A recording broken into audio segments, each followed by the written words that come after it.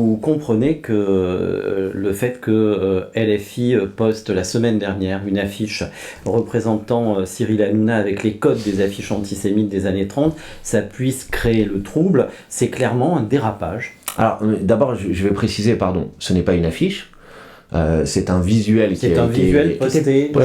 C'est important. C'est un visuel qui a été parmi une série de 10 visuels dans lesquels on représentait des figures dont on considère qu'elles sont ces figures d'extrême droite ou des figures qui contribuent au relais des idées d'extrême droite dans notre pays. Il y a eu des visuels qui ont été produits et qui représentaient les gens de manière, on va dire, menaçante et agressive. Évidemment qu'il n'y avait aucun rapport dans la représentation qui était faite de Cyril Hanouna avec le fait qu'il soit juif. Si Cyril Hanouna était parmi cette série de visuels, c'est tout simplement parce que de notre point de vue, et je pense que c'est pas juste un point de vue, c'est des faits assez objectifs dans son émission. Donc c'est la faute à l'intelligence artificielle. Je vais préciser les points, mais je crois que c'est important de parler de ce sujet de manière sérieuse et précise. Je vous ai dit dans quel contexte ces choses avaient été faites. Ensuite, une fois que cette affiche a été publiée, cette affiche, vous voyez, moi-même je reprends, une fois que ce visuel a été publié, un certain nombre de figures, y compris essentiellement, et pas seulement, mais des figures d'extrême droite, ont commencé à faire le parallèle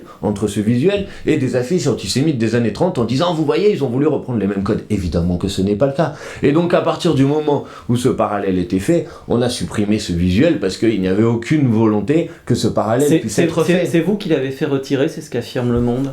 Mais moi, je suis responsable coordinateur de la France Insoumise, donc j'assume évidemment la responsabilité. Et à partir du moment où je vois que ce visuel est utilisé pour faire un parallèle et pour faire passer un message qui correspond pas du tout au message qui voulait être passé dans ce visuel, il fallait effectivement le supprimer. Et je le dis sincèrement, si des gens ont eu le sentiment que notre volonté était d'utiliser des codes qui sont des codes que nous réprouvons, que nous désapprouvons, que nous combattons et contre lesquels nous luttons, je leur ai dit franchement, c'était pas du tout notre intention. Et c'est quoi ? Voilà. C'est une erreur ? C'est une maladresse ? C'est une erreur d'avoir publié ce visuel, puisque manifestement ensuite il a été utilisé pour faire ce parallèle. Vous arrivez à victimiser Cyril Hanouna au passage. Voilà, donc voilà, c'est une erreur, une maladresse, vous l'appelez comme vous voulez. Maintenant, pardonnez-moi de considérer quand même que un visuel resté quelques minutes sur les réseaux sociaux mérite peut-être pas 10 jours de polémique. Ça vient après une série quand même. Et mérite sans doute, et sans aucun doute pas, de nous jeter à la figure des accusations infâmes et infamantes d'antisémitisme. C'est pas le premier visuel qui fait polémique. Votre collègue Aymeric Caron a déploré des communications catastrophiques. C'est involontaire ou il y a une stratégie derrière ? Non, je vous ai dit, sur la publication de ce visuel, c'était évidemment pas l'objectif. Que ensuite commence une polémique sur est-ce que ce visuel est proche ou pas proche de figures, d'images et d'affiches qui, elles, étaient des affiches clairement antisémites dans lesquelles il y a marqué à chaque fois le mot juif, etc. Et évidemment que c'est des affiches qui pardon, mais me donnent envie de vomir. Donc moi quand je vois cette comparaison, je me dis mais il y a une énorme erreur si vous pensez que ces affiches-là correspondent à l'intention qui est la nôtre. Donc voilà, c'est pas la nôtre.